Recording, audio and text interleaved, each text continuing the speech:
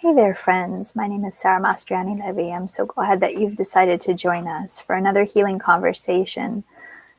You know, in life, it's so interesting, the different things that bring us inspiration and take us through our days and help us along. And one of those things that we all know so well that can both inspire us and trigger us in ways like not much else are the arts, specifically music and songs. And I know that when I'm processing something, usually all the memories that are connected to that specific thing that I was processing are connected to the music that I was listening to during that time. And it has been such a powerful tool, both for healing and also as a catalyst for triggering things that need to be felt in many ways. So William and I have the great pleasure of having Elisa S. Keeler with us tonight, and we're going to talk about the healing power of song. So I'd like to invite William and Elisa to join me, and let's dive in. Hey there. Hello. There they are. And hello. Hello to you. Thank you for coming on to join us. You know, I think a lot of us grew up as kids singing in different ways, whether it was in school or in some sort of religious setting or both or otherwise. What got you singing to begin with? Well, I think you hit the nail on the head. I grew up in a Methodist church, and they say the Methodists like to sing a lot. And I also grew up in a very musical family. So two of my aunts were elementary school music teachers, and I had an older brother that was taking Suzuki violin lessons from the time I was in the womb.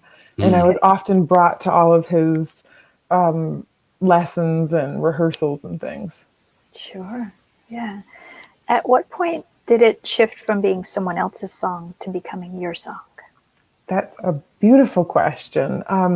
So I will admit that I lived in my brother's shadow for quite a while. You know, I was more timid, and I saw him as the courageous one, and he had the leads of many musicals and plays and things, and I just kind of tagged along and observed it all. And I would say I joke and I say I was a closeted singer, you know, at home when I was left by myself, you know, starting from the age of 10 or 11 on. I would sing and I would teach myself piano parts to my favorite songs. Nice. And that was my therapy. And I would imagine that I would one day have the courage to actually sing in front of people.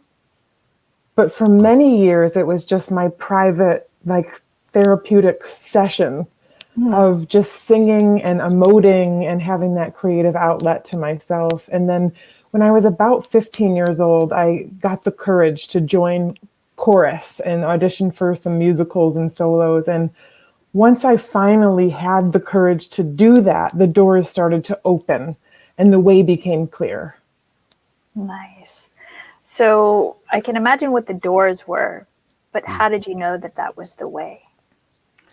I think there is something to, you know, having an audition, and I had been really scared and timid, you know, to sing in front of other people. And when I got up to this audition, I sang this piece that's from a musical. It's called Waiting for Life to Begin. And there I was 15 years old, and I had been really shy and too afraid to sing and too afraid to get up in front of people. And I just decided, you know, this is the time. It's time to get out of my own way.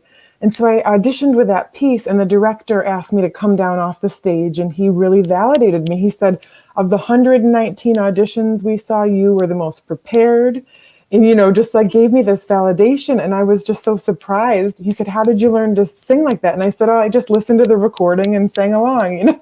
Nice. And, you know, I just practiced and I felt the music, and I finally had the courage to express it. And I think getting those validating pieces from mentors along the way, and having people that believed in me or said the right words to encourage, or I would sing solos at church and all the people that would come up after and just say, thank you so much. And, you know, for me, I had to really work at getting like the ego out of the way in terms of the self that wanted to hide and say, there's a message that wants to come through. And my job is to clear the way and bring the message through. It's not about me and my nervousness. Right.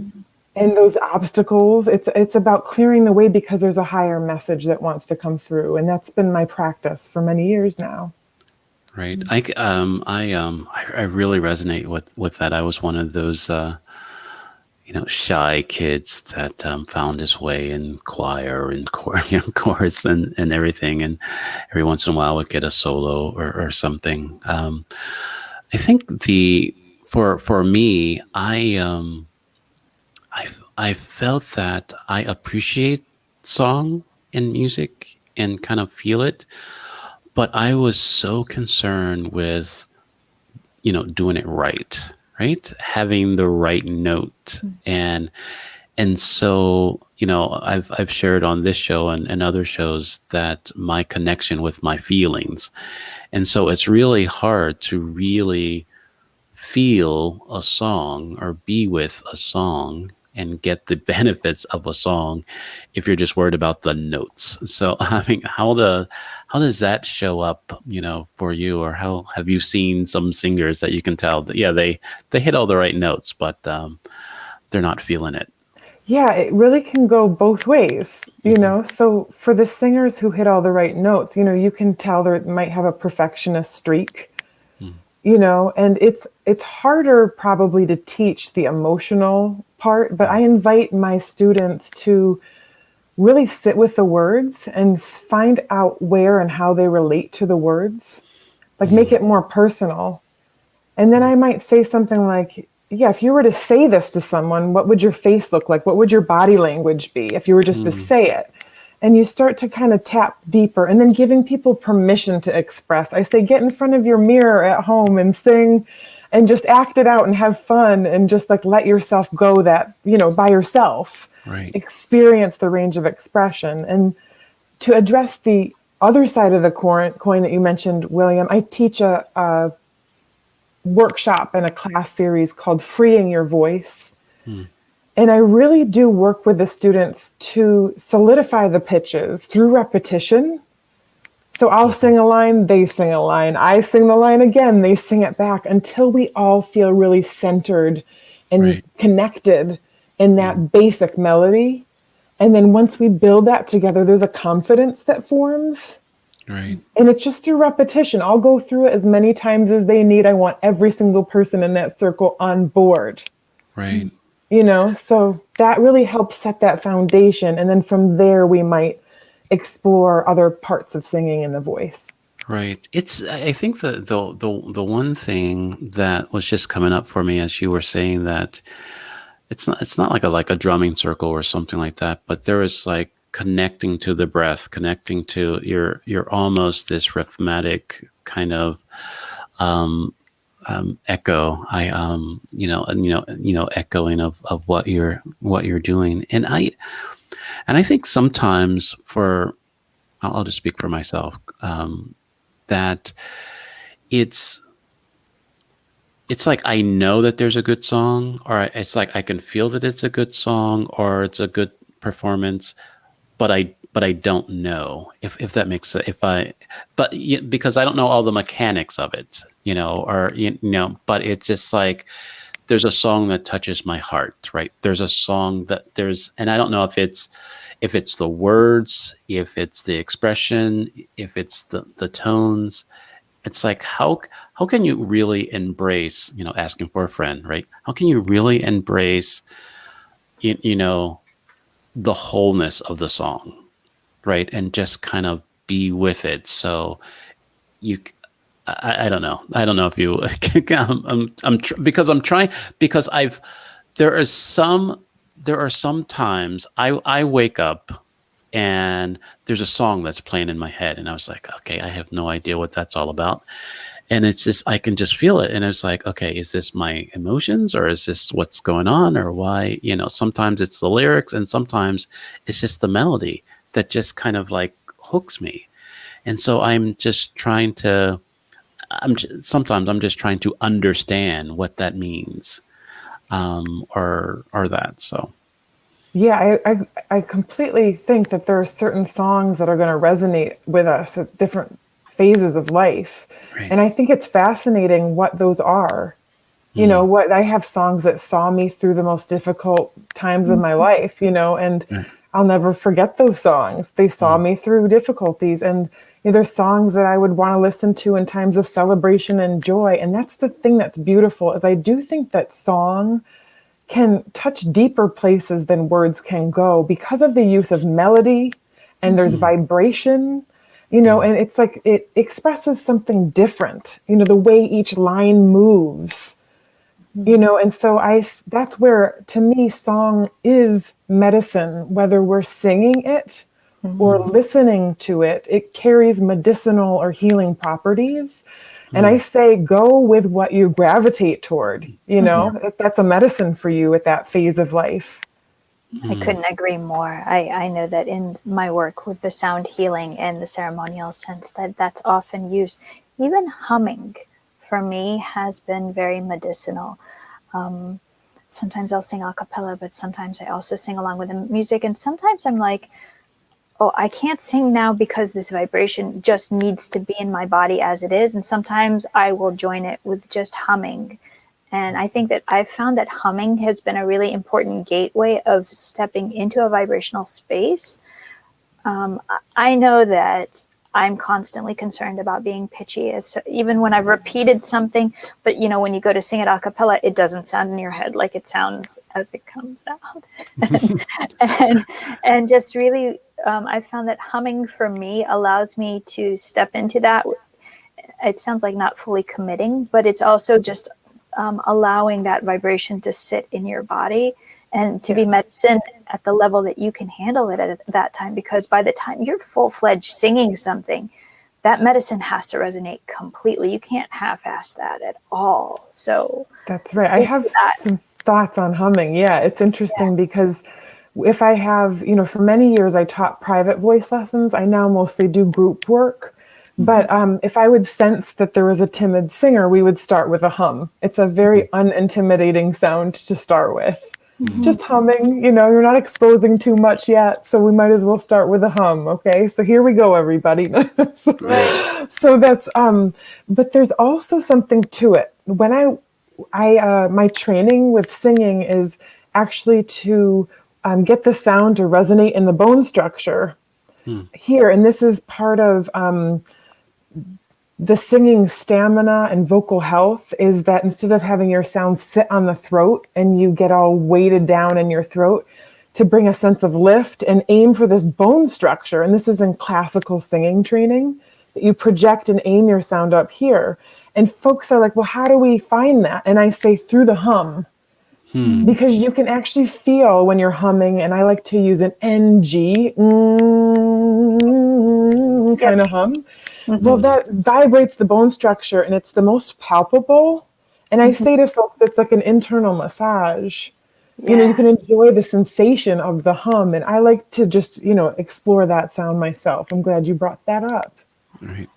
I have this feeling, as you were talking about this, I kind of went to this place of like, as we learn to recognize our mother's voices in utero, that I'm not sure if we actually hear words or if we just hear humming. And if there is something that is soothing and safe about humming, that is also kind of like that in utero feeling. Yeah, that seems, I think you're on to something there. Wow. I don't know. I'm just kind of like sitting with that for a second. Like, I know that a lot of people, you hum when you rock a baby sometimes. Sometimes you sing the songs and sometimes you just hum to them, because the humming really does bring the vibration also into the chest. Right. So maybe part of this needs to be the healing power of humming. It's vibration, and, I say to folks, we are vibrating every time we make sound. Like if you put your hands on your bones right here and you're talking, you're going to feel a vibration or a rattling. Right. There's vibrations going through. And of course, that's why it's important also to be mindful of the language we're saying. And as we know that it can affect us on deep levels. Right. But there's a vibration in the skeletal system anytime we're making sound. And so it's, what are you going to fill that vibration with?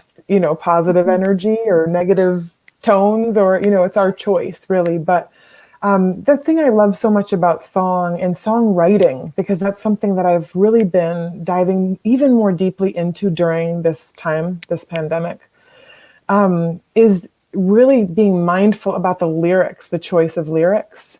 To me, that's where the artistry and the crafts come in, is thinking about what are the messages that we need to be singing about, what are the things we need to be hearing, what are the mantras we need to be repeating, what's going to help us through these times. I think a lot about this in my songwriting these days. Say more about the lyrics that are coming to you now that you feel are more important than ever.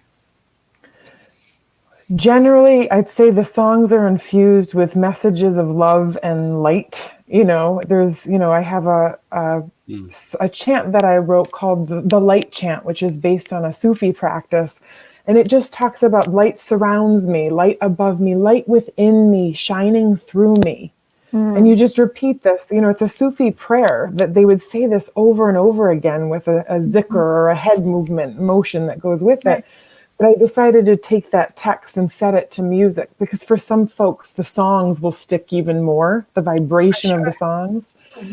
And that song has been the most widely used within like congregations and religious services, and folks sharing that, all over the country and beyond. There's just power to it, especially now when we need sort of like protective prayers and positive thoughts flooding our systems. Yeah. So I think a lot about that sort of thing, and just songs that have to do with connection despite the circumstances. Right. Right. As I listen to you, I think about prayer and how charged it is, that word. I think in your last conversation with William, you guys talked about source and God and the different terms that are connected there. And when I think about prayer, that often has like this dogmatic twist that a lot of people are like, I've stepped away from that. And when they stepped away from the other dogmatic things, they actually stepped away from their personal practice connecting. And it sounds to me that there's something really powerful in song that allows people to reconnect to a personal practice without it feeling heavy and dogmatic and something that they just detach from, but still allows them to connect to the energy of pure light or pure source. Yes, and I often think about singing as a way of connecting more deeply with yourself, with others, and for me, a higher power. It's like this beautiful thing of you can connect more with yourself, with others, and a higher power. I am quite mindful about my lyric choices. So, I might just bring in more universal truths than like any specific language around figures. I might say, hey, I read a quote from Dr. Martin Luther King Jr. and I infused the songs with one of the brief messages. I might draw upon those things. And of course, that's based in Christianity, but it's a universal truth. And so that can help quite a bit. And then I do view singing and also songwriting as a spiritual practice personally. And over the years, I've had more courage to admit that to folks. It is truly a spiritual practice. For me, it starts with a meditation and being still and quiet. For me, I hear melodies that come in my ear and they tell me what they want to be. And I just do my best to attune and capture it. But it does feel like that sense of something being written through. And for me, I also think of singing as like a way to clear that pathway or that channel back to source, wherever direction we think source is, whether it's up, within, down in the ground, wherever we think it is. It's still, to me, there's something about the vibrational frequency that I think travels between realms. Right. Yeah. Well, I think bringing back in our conversation of source, the question or the thing that came to mind for me was that where is this song coming from, right? The source of this. Sometimes I can hear something that I could hear the pain of it.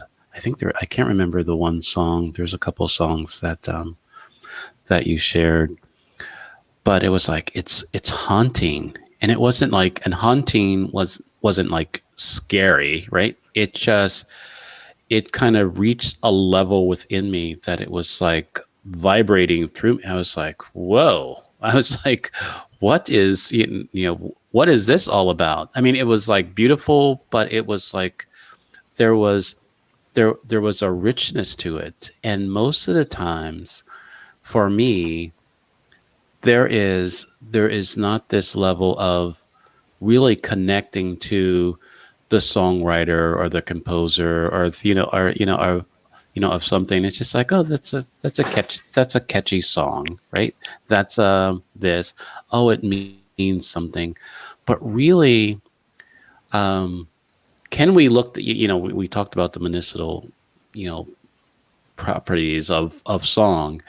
Can we like find, it's like, okay, these are the type of songs to kind of look, and it's like if you're feeling this or something, and just kind of to go from there. Is it that prescriptive, or do we just, our soul just knows?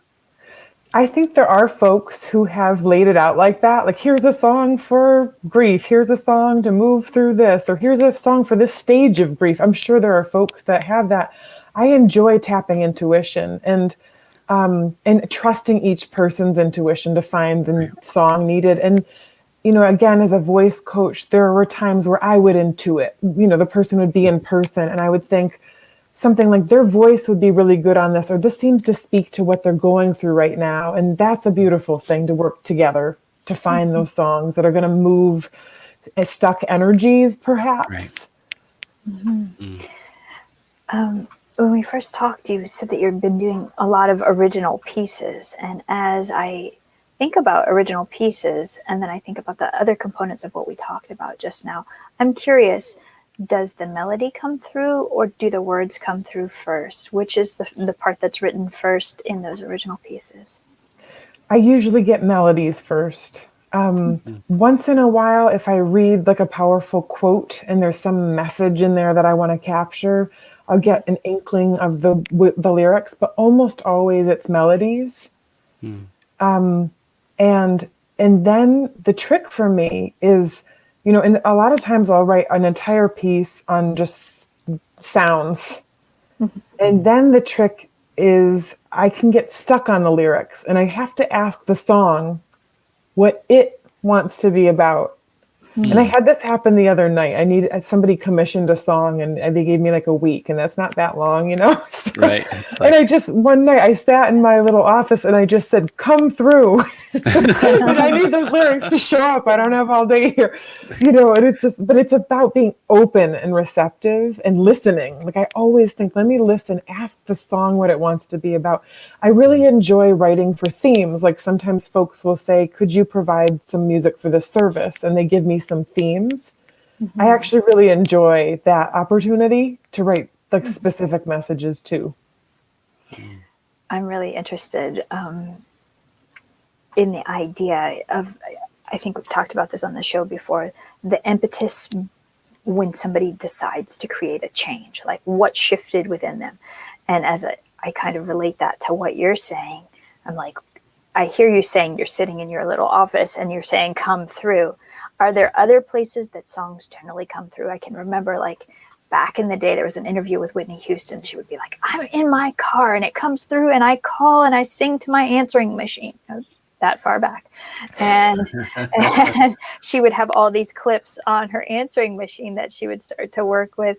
I've heard other people talk about shower thoughts, and it comes through then. Where are your moments of inspiration happening?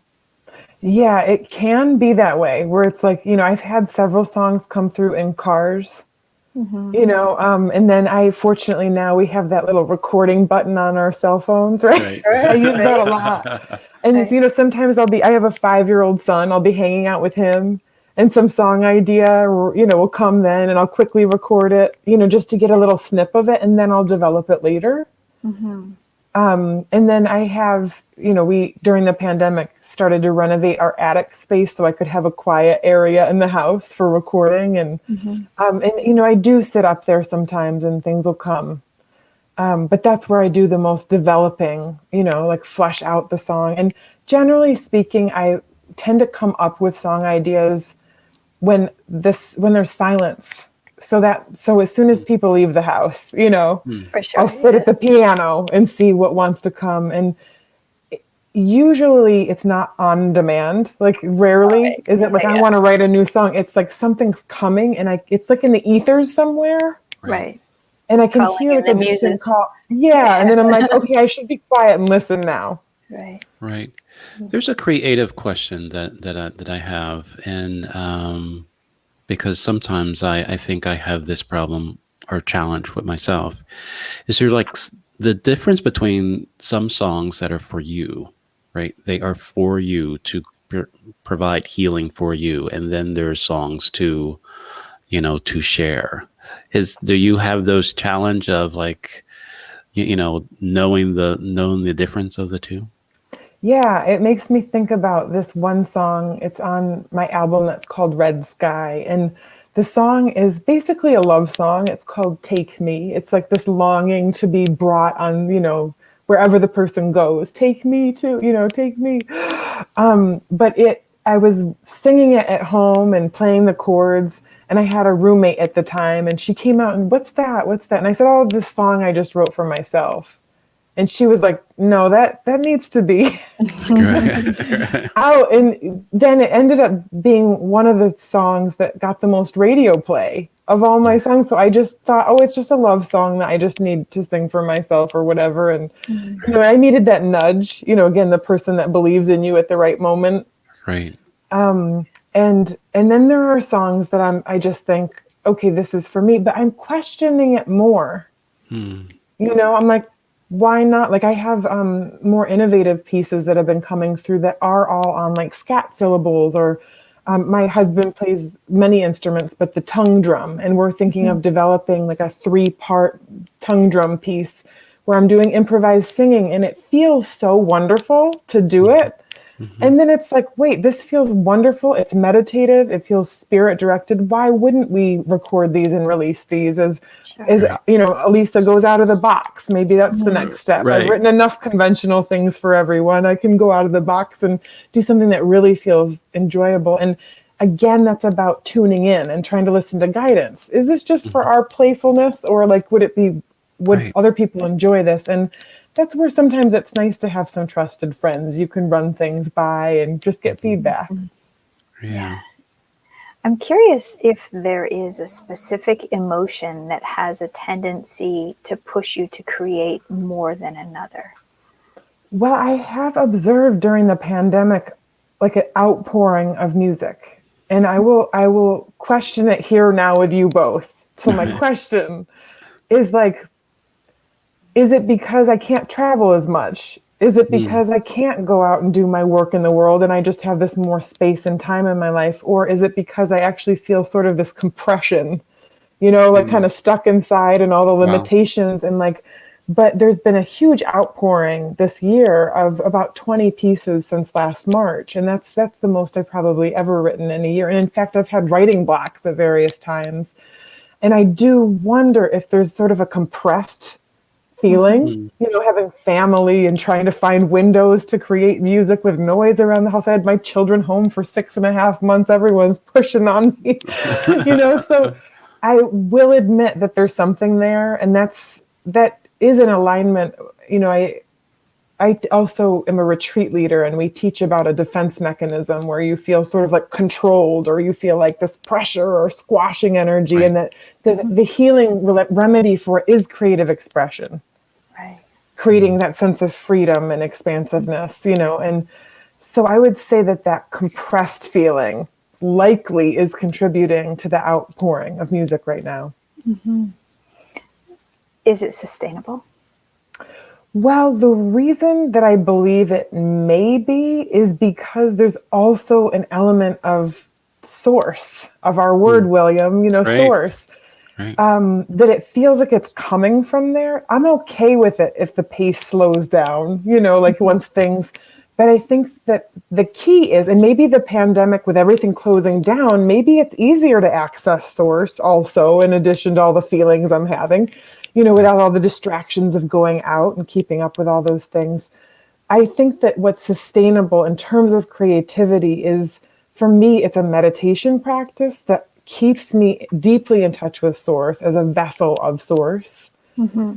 And that's what's sustainable. I don't think it's healthy to, like, some folks write when they go through breakups. So I don't want to create a cycle in my life of having to go through these terrible things in order to write music. Right. So I'd rather be mindful and say, let me just go deeper than the life circumstance and hook into source as a primary inspiration.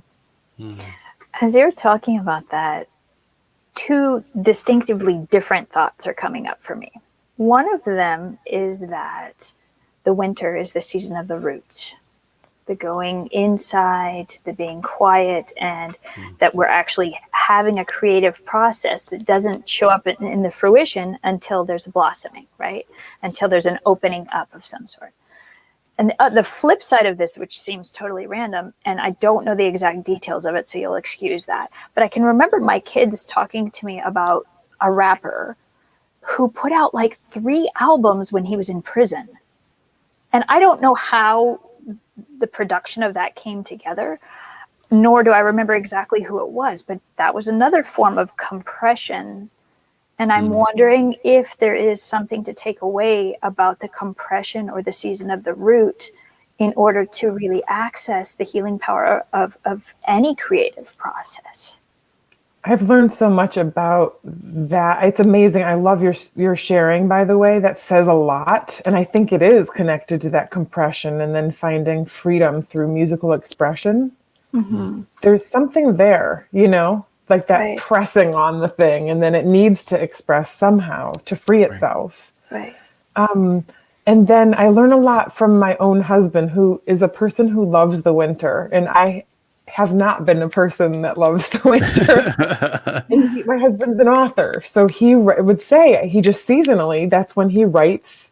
And then in the spring and summer and fall, he's off, doing more work in the world, and then he writes his books, and he loves that. He loves that opportunity to go inward. Now we live in upstate New York, so we have hard winters. It's easy to do there. Yeah. It's like, you just go inward. So I've really been inspired to see his creative process and to see how he works with it. And so I've sort of adopted that mentality of this is the time to go inward. It's rich here. And I think of that Candlemas is that February 2nd date in between the solstice and the equinox. And they say it's like there's things growing beneath the ground before they're revealed. It's like this rich time of inner development. And so I really think about the energy. I just resonate with the fact that there is an energy in this season that we can hook into. So interesting. Thinking every year when I think about the most difficult time of the year for me is always February. And I don't know why. And I'm like, is it because I'm actually doing the most growth and that's where the most challenges are that are happening beneath the soil? Or is it just because I'm just so tired of coldness? And we live in the South. Who am I to even say anything? But just wherever I've lived in the world, February has traditionally always been a very tough month for me. So. Yes. And I think a lot of folks relate to that. And, I, as a teenager, before I had the courage to sing, I started to become aware of patterns in myself toward depressive tendencies. And then I later learned, it has a name. And other people have it too. Oh, right. And that's where really I would say there's a connection there for me with realizing that I needed to sing my way through it. I needed to sing my way through the difficulties and through those low points. This season in particular, I've been really mindful about musicians in general during the whole pandemic, since so many of my friends have been out of work and they've lost gig opportunities, and knowing that whether you realize it or not, we do music because it's therapeutic. I think that's the bottom line. It lifts our spirits. It lifts other people's spirits. It sees us through troubles. It's always there for you. If nobody else is, you can sing to yourself. I mean, this is why I love music, right? And I've been feeling for these friends, just wait a second. If your main living was doing gigs and being a musician, what do you do now? I've been really concerned. And on purpose this February, I decided to just say, you know what, I'm going to take the money I earned from my classes and I'm going to just start collaborating. And so I've been in active collaboration with 3 different musicians, primarily. And then actually just this weekend, 7 different musicians were working on my songs all at once from home. Nice. And, I just thought, let's give them something in the winter. Let's give them something, you know what I mean, that can lift their spirits. Like I remember when people would hire me to sing on their songs, like it was like this perfect timing, or I really needed that project, or I needed that message in my life. And so it's nice to be able to, at this stage, to provide those opportunities, because if I know my musicians, I know they need some spirit lifting in February. Right. For sure. Yeah. It's just really, it's like, I know it to be true what you said about we're like, we're singing to ourselves. We're healing ourselves through song, through that. The artists are, are actually doing that. And so often, I'll speak for myself again, it's entertaining, right? It's entertainment. And we miss, and it's like, sometimes I feel like that's how my life shows up, that I'm not healing from my life. It's just, I'm looking for the entertainment of my life. And if there's not entertainment in my life, it's not a good life. And that's, and I'm missing my life. And it's just like, so I like commend you for, reaching out and reaching, towards, the musicians and the singers that, it's like we are asked to like find what we're passionate about and live that. And then, people are living that, right? And then a pandemic happens, right? And it's just like, how can I live that differently? How can I really show up, as myself, and has a way to heal myself and heal, other people, and, and try to figure out, how to do that, and just really, through collaboration and figuring out some things to actually do that. So that's great. I've also been talking quite a bit with music teachers, just like public school music teachers. And I've had a chance to lead some workshops for educators too. And I bring it back to the healing power of song. I say, we think we need to teach them how to read music, and we think we need to teach them this skill, and they have to pass this test now. But it's like, why do we sing? And I have meditated very deeply on this question many times in my life. And I always come back to 2 answers when I say, why do we sing? And it always comes down to, we sing for healing and we sing for joy. It's those 2 things. And so I talk to the educators about that to help them reconnect with the reasons they sing. All these teachers, poor people, are burnt out right now, trying to do what they can to teach virtually and then in person and back to virtual. And I just say our primary job right now as music educators really is just to like realize the value of song as a coping mechanism. Folks have sung their way through difficulties for a long time, through civil rights movements. People were singing to get through, to unite, to empower each other, to uplift one another, to have the faith, to keep the faith. This is very, very, it's a powerful medicine. And I think to recognize it more fully for the medicine that it is. And sure, William, we can call it entertainment. We all need entertainment. We need to see that singer do their thing, or that band play their thing. Right. But it's subtle. I think the role of the singer is to bring us on an emotional journey, whether we're conscious of it or not. We feel what they're feeling. The more they feel it, the more we feel it. They get to bring us on an emotional journey all the way down to the rock bottom and then back up again. Right. And that's the kind of journey that we need to be on. We need to keep it real. We need to know we all hit rock bottom. We all have gone through suffering and difficulties. But that faith that we're going to cycle back up, and that the singer can show us the way through that journey. I love that. I was just kind of reflecting on the cards that I pulled even before we talk, and I ask Source or Spirit or God or whomever to show if there's any extra messages that we need to connect to. And one of the beautiful cards I pulled is called let me get it in here, the Inner Temple Devotion. Tune into the portal of your heart. And I really feel that there's so much to be said as we go into both the healing, which on a deeper level is healing from grief or sadness, and the joy is the other level. And a couple of the other cards that I pulled were Broken Open, which is definitely about healing the heart, and Shining Through. And I love how they're both just flowers and the light is coming through them.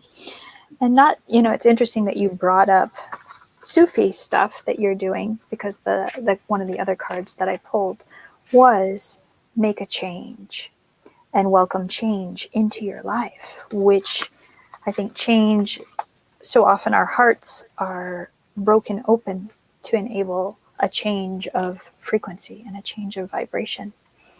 So I want you guys to come back. Yeah.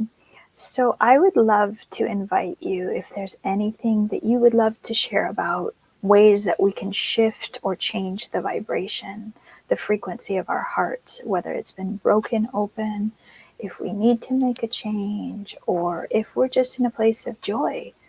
What would be something that you would want to talk about, to sing about, to bring to this space? Yeah, I think about a song and that I call it Only Love. And maybe I will share that song with you. Whatever you feel comfortable with. Yeah, the simple melody. Only love can heal the wounded. Only love reveals the light at the center of all beings. Only love, only love.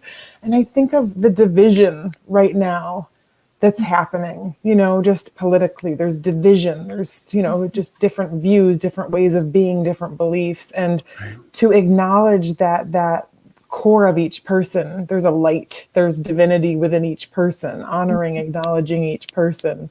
I think that has transformative power in itself.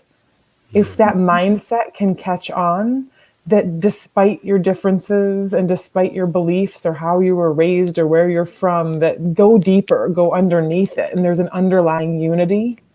Right. And so that I think is important in terms of like transformation. And again, a simple song or mantra with a message of that can help remind us. It's about remembering. Right. And so that I think, and otherwise songs for joy, there's so many, just to celebrate and, just see what wants to sing from your heart. I say to people, if you're spending a lot of time alone right now, just sing out your melody, see what wants to happen, Right. And we can start with a hum, right? We can start with the hum, right? It all begins with a hum. Right. I love that. It matches with that. Tune into the portal of your heart, the devotion of that inner temple that we all have and connect to. It doesn't matter which path.